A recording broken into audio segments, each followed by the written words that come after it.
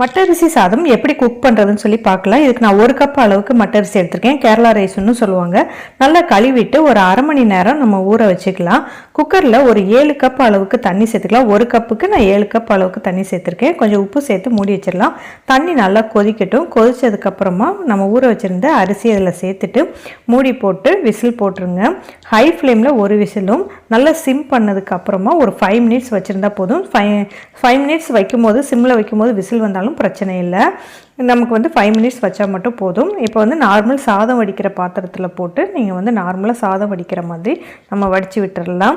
அப்போ ரைஸ் நல்லாவே வெந்து சூப்பராக இருக்கும். நீங்கள் நார்மலாக பாத்திரத்தில் வச்சிங்கன்னா ரொம்ப லேட் ஆகும். இந்த மெத்தட் யூஸ் பண்ணிங்கனாக்க சீக்கிரமாகவே நம்ம குக் பண்ணிக்கலாம். ஸோ நீங்கள் சாம்பார் இல்லைன்னா புளிக்குழம்பு, எந்த குழம்பு நான்வெஜ் குழம்பாக இருக்கட்டும், மீன் குழம்புக்கெல்லாமே சூப்பராக இருக்கும். நீங்கள் ட்ரை பண்ணி பாருங்கள். நான் இன்றைக்கி சாம்பாரோட சர்வ் பண்ணியிருக்கேன்.